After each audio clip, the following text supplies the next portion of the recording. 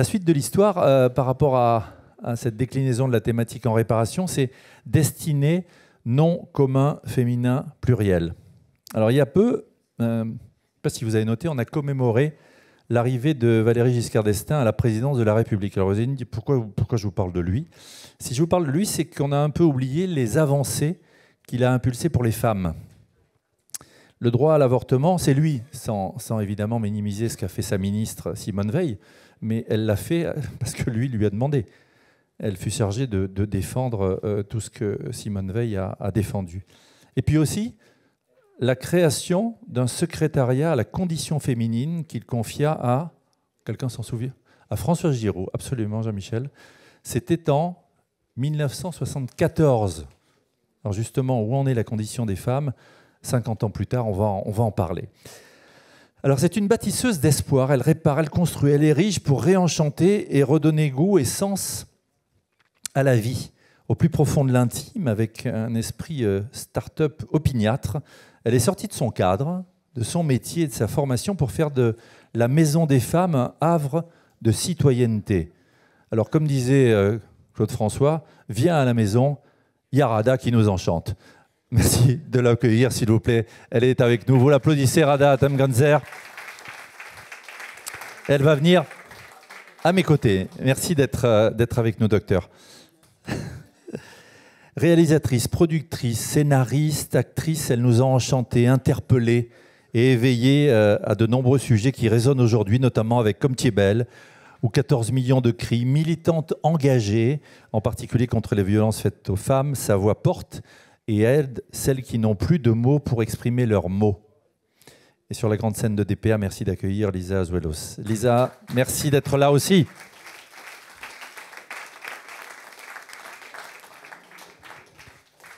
On va partager des moments forts avec ces regards croisés entre vous deux. Installez-vous, Lisa, je vous en prie. Voilà. Vous voyez qu'on est dans la convivialité, dans le partage. J'aimerais, Rada, qu'on revienne à la genèse de cette maison des femmes et comment tout a commencé. Je crois que vous avez un micro. Oui, il y a le micro qui est là. Voilà. Si, ils vont fonctionner après. Notre ami Wilfried qui va les ouvrir. Alors, vous avez, je disais, vous êtes sorti du cadre, au-delà de votre formation initiale et le métier de chef de service. Et la pratique, et j'allais dire le contact avec les patients, vous ont ouvert les horizons sur ce que vous avez créé. Revenons à la genèse de tout ça, c'est passionnant. Mais écoutez, merci de me donner la parole. Merci au meilleur DRH de l'année de m'avoir invité. Je suis très sensible. Notre Rémi. Alors, enlevez votre badge, Rada, parce qu'on va faire des photos et c'est plus joli sans badge. Voilà. Vous pensez vraiment même si je remarque le camailleux entre le cordon et puis la robe. Vous êtes un homme de goût. Écoutez, oui, merci beaucoup parce qu'en effet, ce projet que je porte depuis un peu plus de 10 ans n'a été possible que grâce au soutien de la société civile, grâce au soutien du mécénat. Pourquoi ? Brièvement, parce que nous n'avons que 3 quarts d'heure et il y a plein de choses à dire.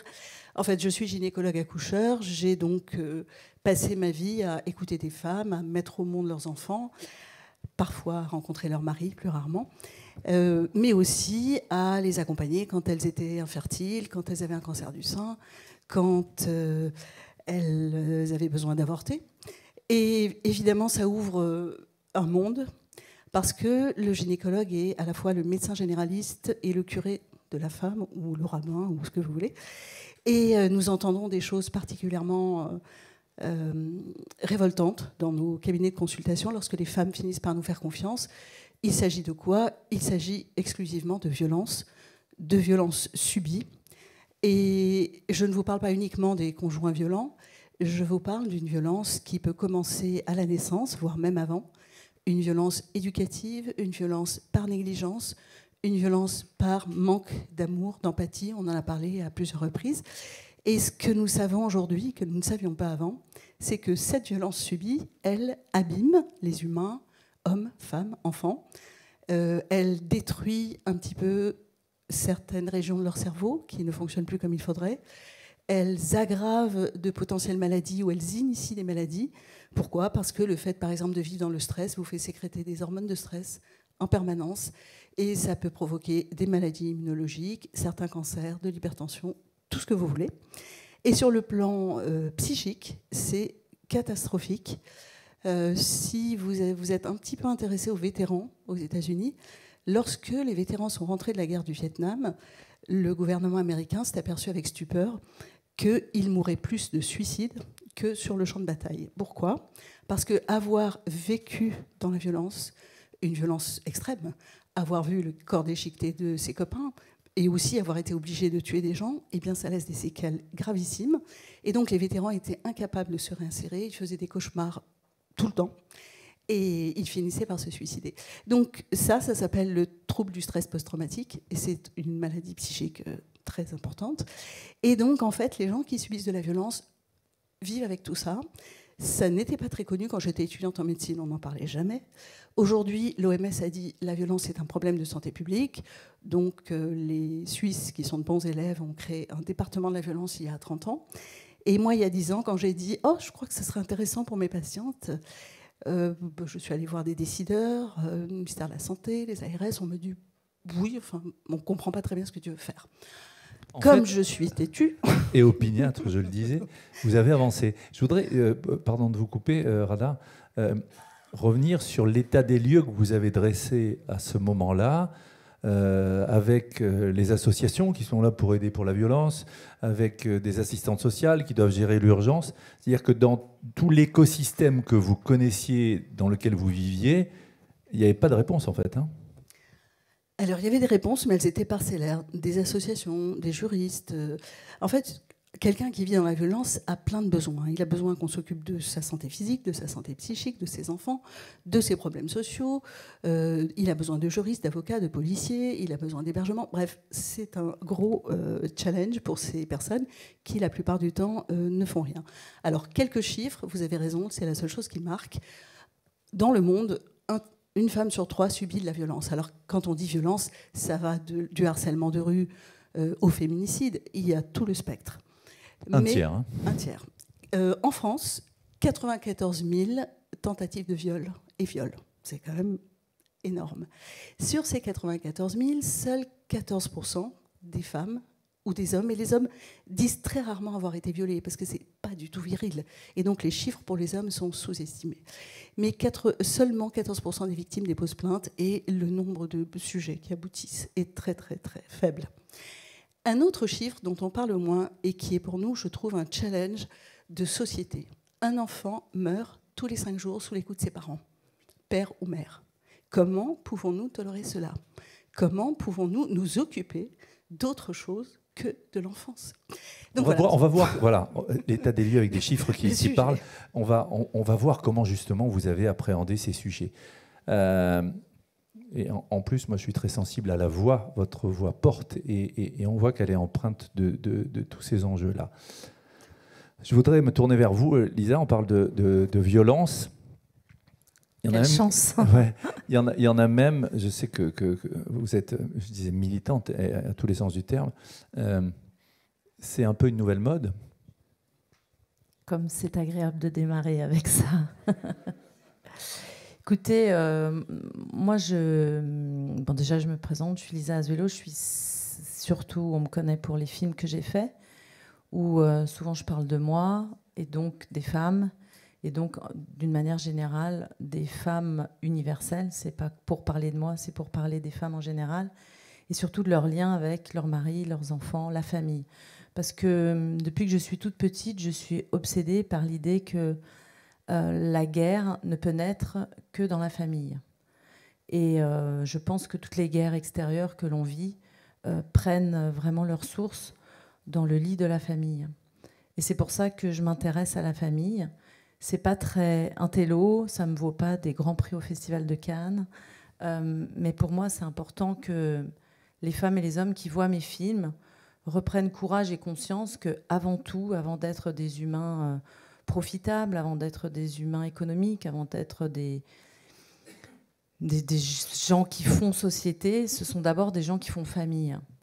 Et c'est pour ça que je m'intéresse particulièrement à ce noyau, à cette cellule qui parfois est une prison, qu'on appelle la famille, la cellule familiale. Et mon idée à moi, c'est que la cellule prenne l'air, fasse de la photosynthèse et crée de l'amour. Voilà, parce que quand on ne fait pas de photosynthèse, quand on est une cellule, on fait des cancers, c'est-à-dire de la violence. Et on meurt. Alors, pour vous parler de la mode, ouais. parce que c'est vraiment pas mon truc, la mode, en fait, en 2014, quelqu'un m'a dit, tu fais quelque chose pour le 8 mars. Je dis, qu'est-ce que c'est que ça? Enfin bon, c'était la journée de la femme. Ouais, la fameuse. J'ai dit, mais je trouve ça absolument ridicule. Une journée sur 365, c'est pas beaucoup, quoi. Quand on sait qu'on se tape quasiment 92% de ce qui se passe à la maison, une journée sur 365, c'est pas beaucoup. Et puis tout à coup, je me suis dit, c'est pas beaucoup, mais c'est déjà ça. Et j'ai décidé de faire un court-métrage, mais vraiment, je l'ai décidé le 20 janvier et je l'ai tourné, je crois que je l'ai tourné le 14 février, il était en ligne le 8 mars. Et c'est l'époque où Julie Gaillet, que je connais, venait de se faire photographier avec François Hollande, qui était président. Et tout le monde dans le cinéma lui a tourné le dos, parce que dans le cinéma, on n'aime pas les gens qui sont trop proches de la politique. Et je lui ai dit, écoute, puisque tu fais rien, viens, on met ta nouvelle notoriété au service d'une cause qui était pour moi très importante, qui était les mariages forcés. Et quand je parle de mariage forcé, en fait, on parle de pédophilie légale, puisqu'un mariage forcé, c'est un adulte qui va coucher avec une petite fille, donc c'est de la pédophilie légale. Et j'avais envie de montrer en image à Paris, dans le 7e arrondissement, ce que ça pouvait donner sur des petites filles, parce qu'on a l'habitude de voir ça sur des Afghanes, en Afrique, on trouve ça culturel, on trouve ça presque normal. Mais pas chez nous. Voilà, et là, je voulais montrer ce que ça donnait. Donc si vous avez envie de le voir, c'est en vue libre sur YouTube, ça s'appelle 14 millions de cris, parce que chaque année, 14 millions de petites filles sont mariées de force. Et évidemment, moi, ma grand-mère, mon arrière-grand-mère, j'ai une partie de ma famille qui est marocaine, mais même, je crois, au 19e siècle, le mariage forcé, c'était le mariage tout court, quoi. Donc quand on parle de violence, moi, j'aime pas qu'on parle de violence faite aux femmes. Quelqu'un les fait, ces violences. Et moi, je voudrais qu'on remonte à la source. En fait, je ne veux plus jamais parler de violences faites aux femmes ou de femmes victimes de violences, parce que ces violences sont comme des feuilles mortes qui pendent aux arbres. Non, ce sont des feuilles très vivantes qui agissent. Et donc, j'aimerais plutôt qu'on se tourne vers ceux qui créent la violence. Et en souvent, fait, souvent ce sont des hommes. Oui, c'est s'en prendre à plus faible que soi, en fait. Bah, oui, mais moi, je fais pas mal de retraites, de développement personnel, etc. Et j'ai pu assister à une retraite qui était sur le tantra, donc sur, on va dire, le tantra est à la sexualité ce que l'économie circulaire est à l'économie normale, hein, à peu près, pour parler à des dirigeants, quoi. Et en fait, non mais c'est vrai, en fait, un homme sur 5 est violé. Et à partir de là, j'ai une compassion folle, parce que je ne peux plus me tourner en disant c'est eux les méchants. En fait, on est tous victimes de violence et l'ennemi, c'est la violence. C'est pas les hommes ou c'est pas les hommes et les femmes, etc. Et donc voilà, c'était pour dire que j'ai démarré mon film en 2014, que Harvey Weinstein a eu la gentillesse de violer toutes ces femmes et s'est fait serrer en 2018. Donc j'étais avant la mode. Et en plus, j'ai fait un film en 2009 qui s'appelle Free the Nipple aux États-Unis pour dire comment ça se fait qu'on ne peut pas montrer ses seins et qu'on peut avoir une arme.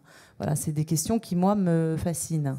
Par rapport à ça, oui, on peut l'applaudir, parce que c'est vrai qu'il y a 2 poids, 2 mesures. Lisa Azuelos, on était ce matin avec un politique, et non des moindres, qui a partagé avec nous ses convictions, sa hauteur de vue, Alain Juppé. Et les lois dans tout ça? Pardon. Mais c'est ça. Bon, ouais. Écoutez, toutes les lois sont quasiment votées en France, non? Enfin, je veux dire, c'est voté. C'est quoi une loi quand on ne l'applique pas? Je vais vous donner, moi, une loi que je connais bien, qui est la loi de 2001, qui oblige tous les collèges, écoles et lycées à faire intervenir au moins 48 heures chaque année des intervenants qui sont spécialisés pour parler d'éducation notamment, pas à la sexualité, mais on va dire au rapport garçon-fille. Parce qu'en fait, on voit les petits de 3 à 4 ans, c'est des garçons, c'est des filles, ils se prennent par la main, ils s'adorent, ils sont souvent amoureux jusqu'à 5 ans, 6 ans. Et puis tout à coup, on se rend compte que c'est pas très viril, etc., qu'il y a le groupe des forts et le groupe des faibles. Et là, ça devient la boucherie. Je ne vous parle pas de la boucherie quand les hormones arrivent de plus en plus tôt grâce aux changements hormonaux qu'on nous met dans les rivières et tout ça. Bon, enfin, c'est un autre délire. Mais à partir de 10 ans, environ 9-10 ans, maintenant, les petites filles ont leurs règles, hein, n'est-ce pas? C'est de plus en plus tôt. Les petits garçons, voilà, 10 ans, 100% des enfants de 10 ans ont accès à la pornographie. Je ne sais pas s'il y en a qui sont amateurs, à part main levée. Personne, c'est dingue. Ok, bon, enfin, pour tous ceux qui regardent la pornographie dans cette salle et ailleurs, c'est de plus en plus violent. C'est vraiment d'une violence rare. Et nos enfants sont carrément violés dans leur tête et dans leur cerveau, parce qu'un cerveau ne fait pas la différence entre la réalité et ce qu'il voit dans un écran. Donc, il est absolument nécessaire de faire intervenir des gens pour parler de ça. Et moi, j'ai fait un documentaire. C'est pas pour faire ma promo, mais bon, c'est pour vous dire un peu ce que je fais par ailleurs. J'ai fait un documentaire qui s'appelle Yo Love pour montrer ce qui se passait dans les collèges et les lycées par rapport justement à cette loi qui a été votée. Qui sert à rien. Et depuis, non, c'est pas qu'elle sert à rien. Depuis 10 ans que M. Macron nous dit à quel point il veut faire des choses pour les femmes, parce que tant que la pornographie reste comme ça en vente libre, ça sert à rien de vouloir faire des choses pour les femmes à 20 ans. Les budgets ont été réduits de près de 65%. Donc en fait, les lois sont votées, tout est là, les lois sur le viol, les lois tout. Mais encore une fois, 10% des viols vont à la plainte, 10% des plaintes vont à la fin. Donc, réaction, Rada, par rapport à ce que disait Lisa sur ces violences, sur des personnes qui sont cassées, qu'il va falloir réparer, et la démarche que vous avez entreprise, parce que Lisa faisait référence aux enfants aussi, et la femme est aussi une mère, donc il y a des effets collatéraux, j'allais dire. En fait, oui, ce que dit Lisa et que je partage et qu'il faut vraiment avoir en tête parce que c'est contre-intuitif, la maison est l'endroit le plus dangereux pour les femmes et les enfants parce que la plupart des viols sont commis par des gens qu'on connaît, par des ex ou des actuels. Le viol conjugal est reconnu comme tel depuis 2010. Donc je ne suis pas tout à fait d'accord avec toi. Beaucoup de choses ont évolué en 10 ans quand même. Moi, j'aime à penser que nous allons dans la bonne direction, mais que c'est long. C'est lent. Pourquoi c'est si long? C'est que ça fait 5000 ans qu'on élève les enfants autrement. Ça fait 5000 ans qu'on valorise cette virilité extrêmement toxique. Ça fait 5000 ans qu'on a décidé que les femmes étaient une sous-fraction de l'humanité. Alors, on peut chercher des raisons. Françoise Héritier disait « la valence des sexes n'est pas la même ». Et clairement, oui, une fille ne vaut pas un garçon. Quand vous avez des couples qui viennent vous voir pour avoir un enfant, même quand ils sont tout à fait blancs et sous chien, ils préfèrent avoir un garçon. C'est fascinant. Donc, voilà, on en est encore là. Et quand on a un garçon, on l'élève avec des concepts virils. On lui dit « tu pleures pas comme une fille, c'est les filles qui pleurent. Tu cours comme une patate, tu cours comme une fille. » Tout ce qui est féminin est dégradé. Et c'est quoi? Ça fait le terreau aussi de l'homophobie, parce qu'un homosexuel, c'est un peu une femme, donc on peut le mépriser. On n'en sortira qu'avec une éducation non violente, non genrée, et la route est longue. Mais pourtant, on a quand même aujourd'hui plus de lois protectrices. On a par exemple le téléphone grave danger qu'on donne à une femme quand son mari sort de tôle et que pendant 2 ans, il lui a envoyé 3 SMS par jour en disant « je sors, je te bute ». Donc elle a ce téléphone, elle peut l'activer, la police arrive, elle est géolocalisée, on a déployé les bracelets anti-rapprochement, on met en place des juridictions un peu spécialisées. Donc on avance. Il ne faut pas croire. Je note que vous vous rejoignez sur ce côté essentiel qui est l'éducation, qui est l'école et qui est au début de tout. Rada, revenons sur cette maison. Cette maison, on a l'habitude dans nos enjeux RH et humains d'être en transverse, de brasser des disciplines différentes, de les faire se rencontrer. On en parle depuis ce matin. C'est ce que vous avez voulu faire aussi, c'est-à-dire la rencontre de spécialistes, d'experts au service de ces femmes. Oui, parce que je vous ai dit, ces femmes-là ont plein de besoins. Et donc la meilleure façon pour elles, c'était d'avoir tout au même endroit. One-stop shop, disent les anglo-saxons, guichet unique. Avoir tout au même endroit, ça veut dire avoir des médecins somaticiens qui vont s'occuper du corps, des médecins psychiatres et des psychologues pour la psyché, des gens qui s'occupent aussi du psychocorporel, ostéopathes, on a eu des masseuses ayurvédiques et différentes approches, et puis des assistantes sociales, parce que c'est une galère socialement de vouloir quitter son conjoint. Et puis on a rajouté petit à petit des briques. Par exemple, j'ai eu un partenariat avec le commissariat très tôt qui a accepté, en 2017, donc avant que ça soit à la mode, qu'un policier vienne toutes les semaines prendre les plaintes à la Maison des femmes. Et sur une enquête brève que je fais régulièrement, 99% des femmes disent « si c'était pas là, j'aurais pas déposé plainte. Là, j'ai confiance ». On a rajouté des permanences de juristes et d'avocats, on a rajouté des permanences retour à l'emploi, aide administrative, et puis on s'est aperçu par expérimentation, parce que enfin, j'ai commencé, j'avais aucune idée préconçue, si ce n'est il faut faciliter le parcours, qu'en faisant faire aux femmes des activités qui amélioraient l'estime d'elles-mêmes, eh bien, on allait beaucoup plus vite pour la guérison et la réparation. Alors, je voudrais répondre à la dame qui a dit qu'elle n'aimait pas le mot réparation.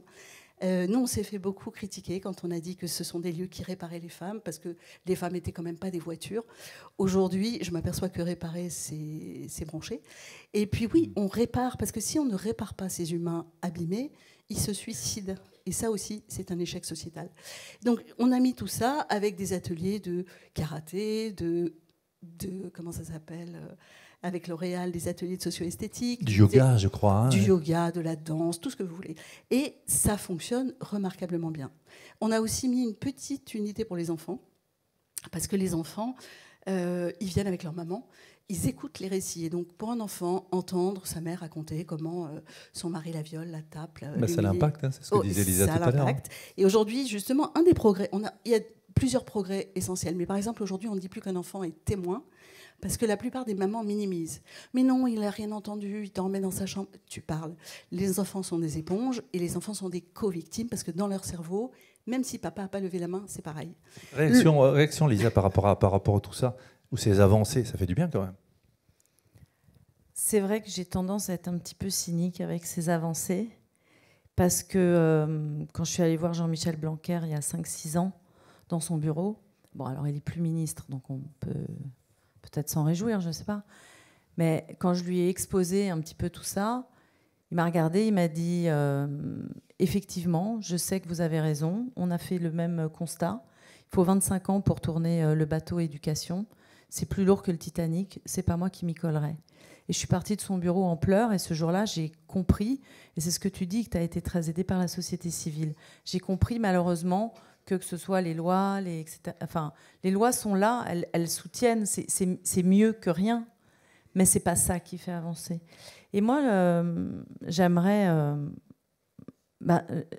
parler un peu de ces viols et violences, en fait, parce que pour violer, moi, je trouve qu'il y a quelque chose qui est très intéressant, c'est que pour violer, il faut une érection. Et j'ai lu un jour dans un livre et ça a changé complètement la donne pour moi, en fait. C'est un livre de Jean-Luc Seigle qui s'appelle « Je vous écris dans le noir » et ça parlait d'une femme qui avait couché avec les Allemands pendant la guerre et elle se fait raser la tête et comme c'était pas suffisant, elle se fait violer par 40 mecs qui lui passent dessus. Et elle écrit, parce qu'on trouve ses carnets, et elle écrit « Je n'arrivais pas à comprendre comment il pouvait avoir une érection, bandée, dit-elle, en sachant qu'il me faisait autant de mal. » Et c'est cette question-là uniquement qui m'intéresse, moi, aujourd'hui. Parce que la guerre vient de ça. Vient de la possibilité de désirer faire du mal. De le désirer tellement fort qu'on peut pénétrer quelqu'un sans son consentement. Donc Côté bestial. Mais oui, mais en fait, c'est là où je rejoins l'économie. Moi, ma grande passion, c'est de rejoindre la sexualité et l'économie. Je vous ai fait le coup tout à l'heure avec le tantra et l'économie circulaire.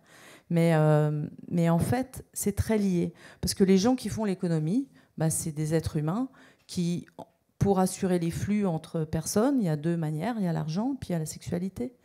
C'est un flux comme un autre, en fait, hein, si on regarde bien. Comment on fait quand il y a cette honte, cette culpabilité?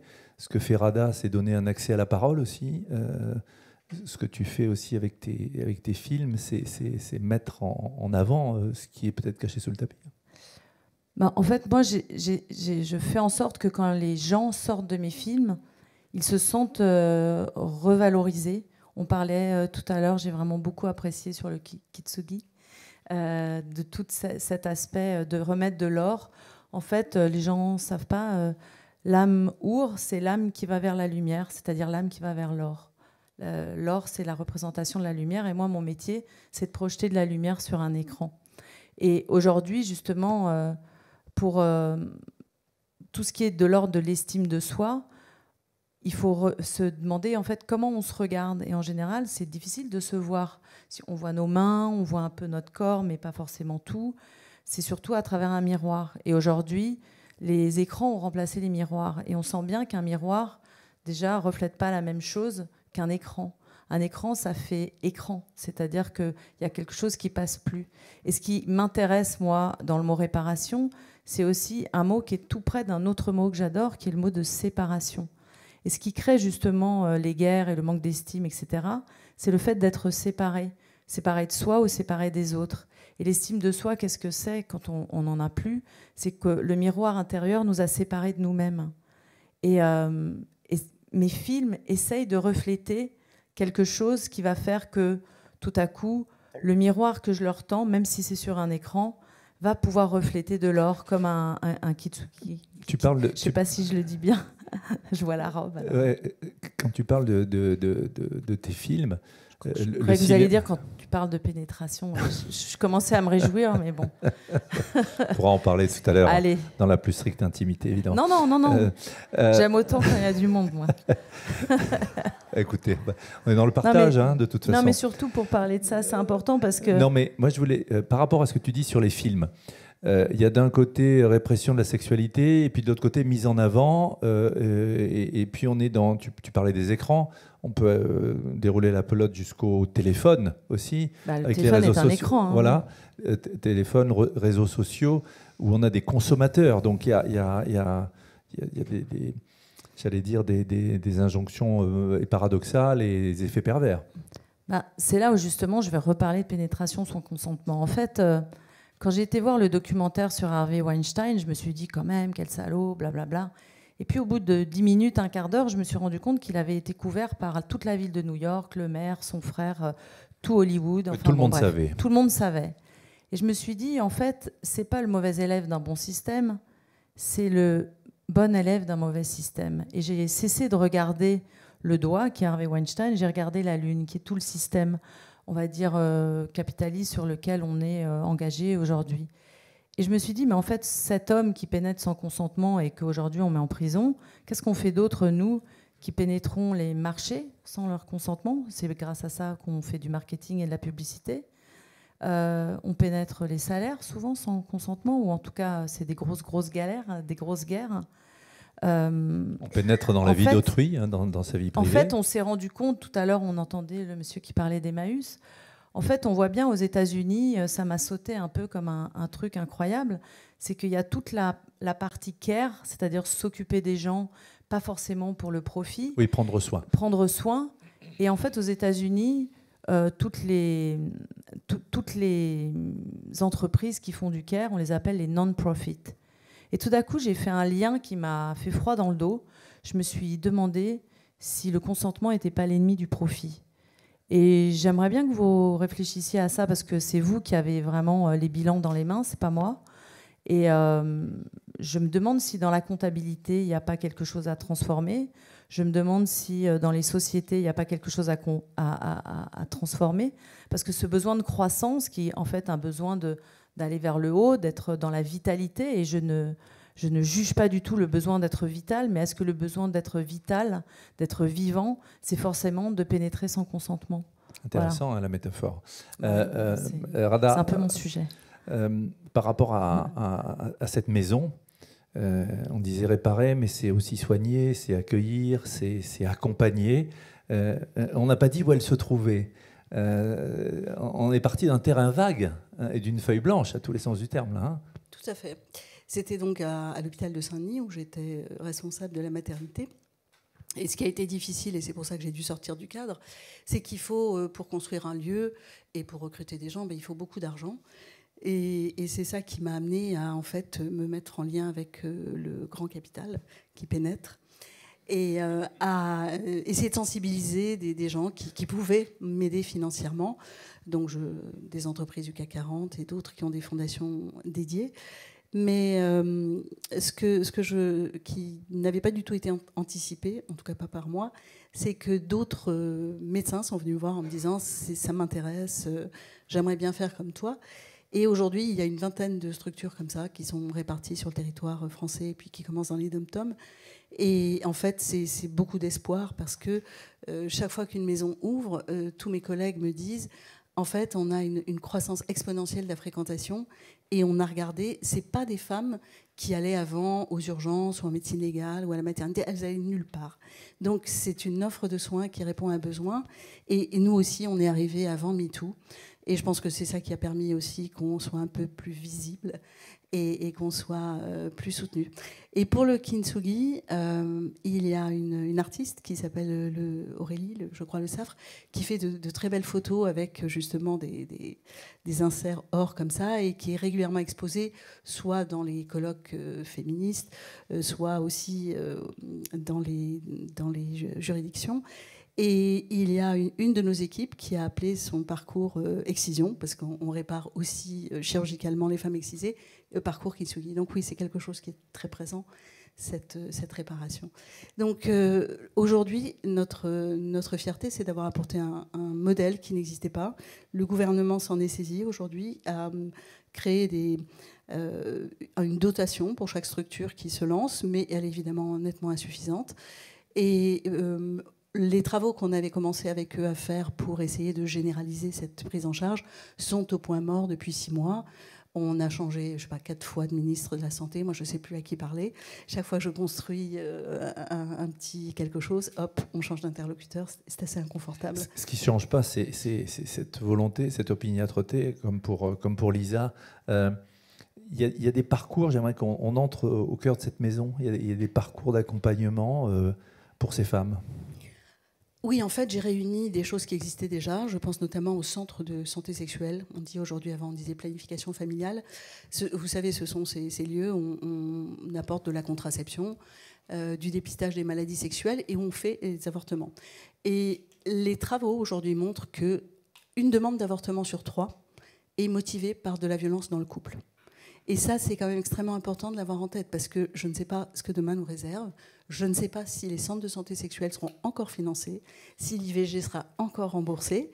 Mais si on n'aide pas ces femmes à avorter, ça veut dire que ces femmes qui avaient peut-être un vrai projet de bébé avec un conjoint, mais l'arrivée d'un bébé a complètement fragilisé ce conjoint dans sa virilité, sa possession, et il se met à frapper sa femme, eh bien, si on ne les avorte pas, ces enfants vont naître dans des couples violents et le cercle vicieux va continuer. Cette unité va dans les lycées et les collèges régulièrement. On fait plus de 100 interventions scolaires par an et ce qu'on entend est terrifiant, en lien avec le porno, mais aussi en lien avec les communautés moi j'ai des gamines qui me disent oui mais c'est normal madame, elle se respecte pas, alors c'est normal que son frère la tape et ceci et cela. C'est pas possible, il faut que ça change. Et l'école a un rôle essentiel parce que nous on arrive une fois par an, on apporte la bonne parole, et puis les gamins rentrent chez eux et leurs parents leur disent non mais la dame là qui t'a parlé, elle t'a dit que des bêtises, surtout tu l'écoutes pas, c'est moi qui ai raison.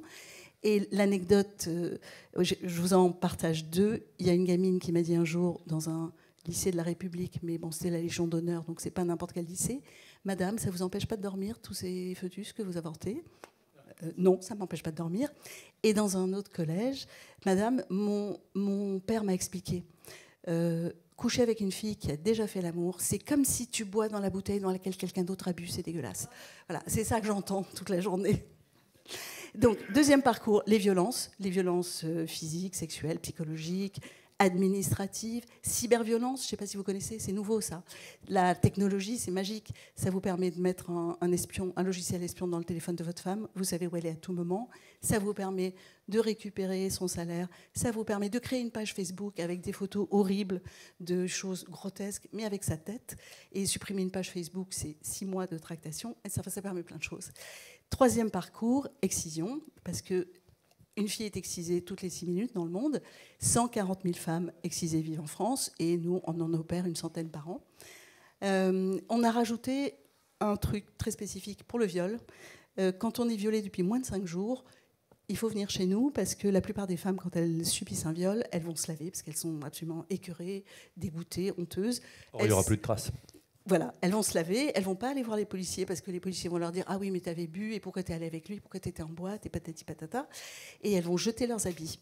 Donc si vous avez des copines à qui ça arrive, dites-leur de pas se laver, de pas se brosser les dents, notamment s'il y a une fellation, et si elles veulent absolument changer d'habit, de mettre leurs habits dans un sac en papier craft, pas dans un sac en plastique, parce que le plastique détruit l'ADN, et si possible d'aller dans un centre où on va s'occuper d'elles.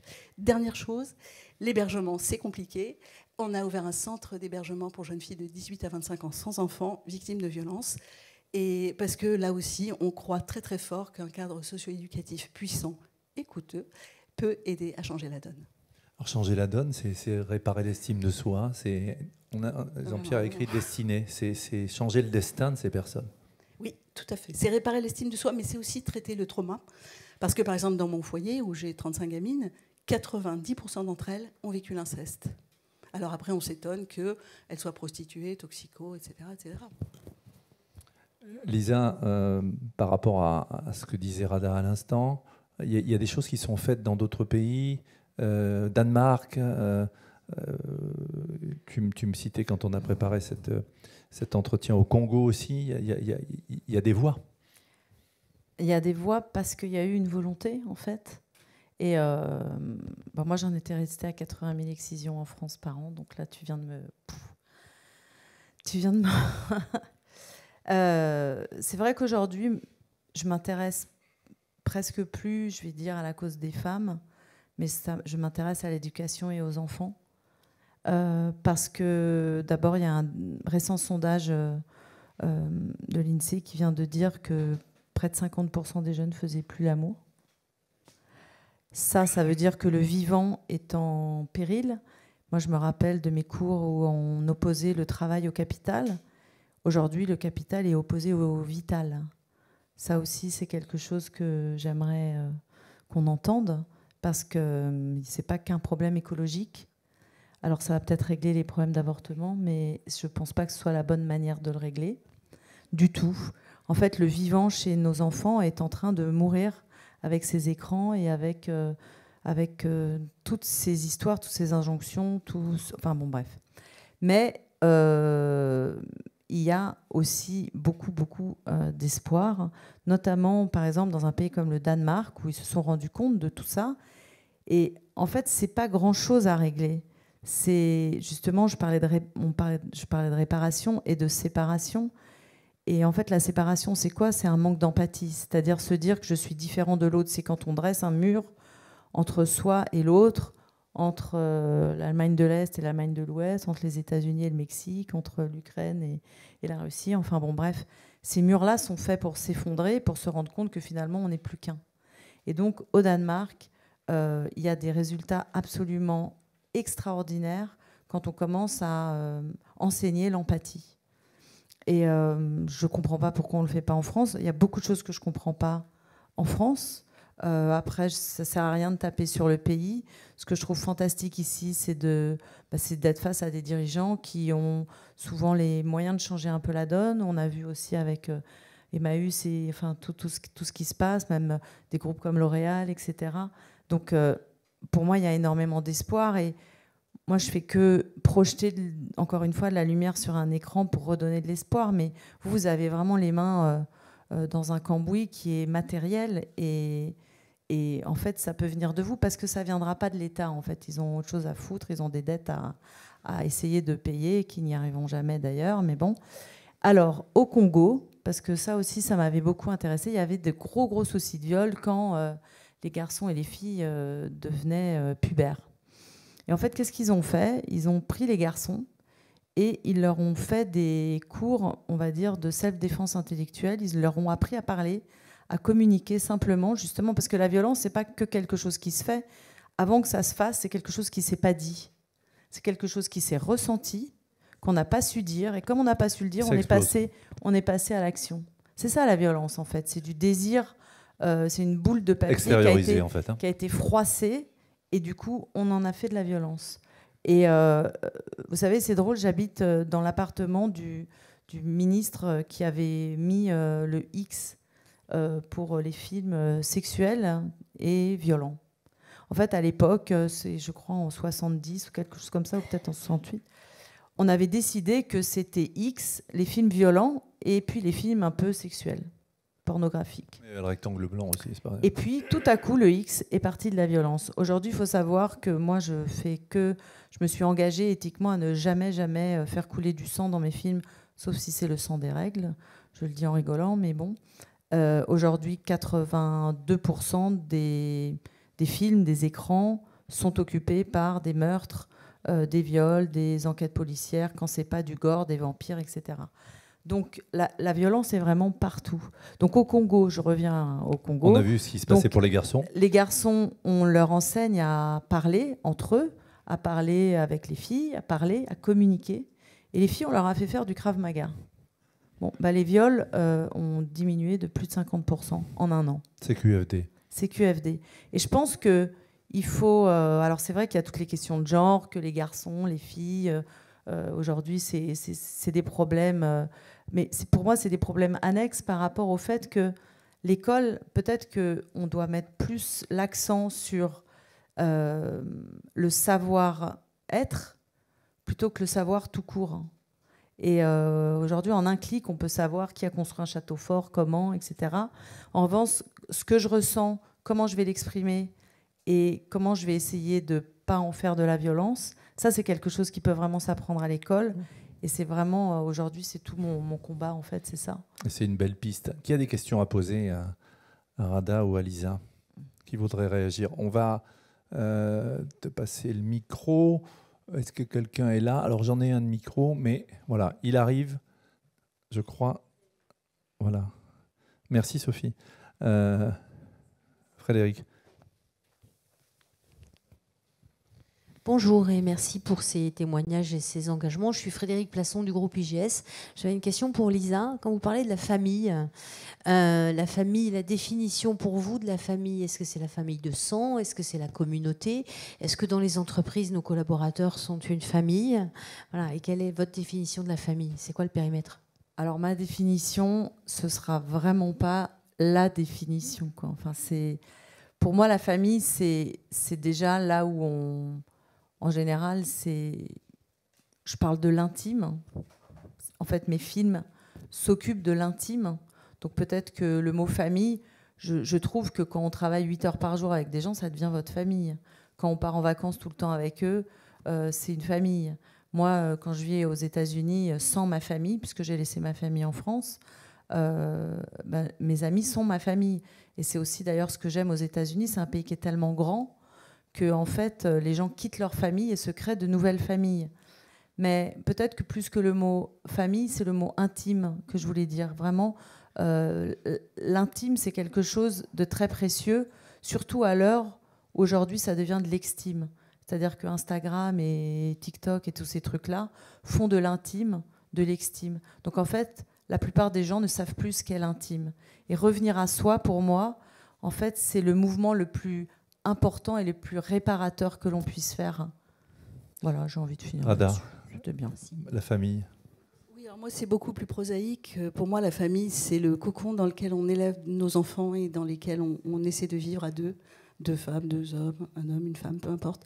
Et c'est là où on protège, c'est là où on éduque, c'est là où on explique justement que la violence n'est pas une réponse. Et malheureusement, aujourd'hui, dans les familles, ça ne va pas très bien. Et peut-être une statistique aussi qui n'est pas parvenue jusqu'à vous. On a l'habitude de s'intéresser aux morts maternelles. Donc une mort maternelle, c'est une femme qui meurt un peu avant d'accoucher, en accouchant juste après. Pendant des années, en France, la première cause, c'était l'hémorragie. Les femmes saignaient, on n'était pas très très bon. Et là, on a beaucoup progressé, on gère très très bien l'hémorragie. Aujourd'hui, la première cause de suicide maternel, de mort maternelle, c'est le suicide. Et ça aussi, ça c'est un défi pour la société, parce qu'elles se suicident parce qu'elles subissent de la violence, mais aussi parce qu'elles sont très seules, parce qu'il n'y a plus de famille autour d'elles, parce qu'elles sont avec leurs enfants, et que c'est assez violent d'avoir un enfant, et qu'on ne leur apporte pas l'aide et le soutien nécessaires. Donc on a des pistes aussi pour aller mieux. Et je ne sais pas, vous avez sûrement entendu parler des bébés secoués. Avoir un enfant, ne pas avoir d'aide, ne pas pouvoir donner son enfant à quelqu'un en disant « prends-le parce que je vais le passer par la fenêtre », ça aussi a des conséquences sur les enfants et on retourne dans la violence et on n'a pas fini. Merci en tout cas d'avoir éclairé avec beaucoup de passion et beaucoup d'implication ces sujets-là, éclairer puis agir aussi. On peut vous applaudir toutes les deux. Merci. Merci. Merci de votre contribution.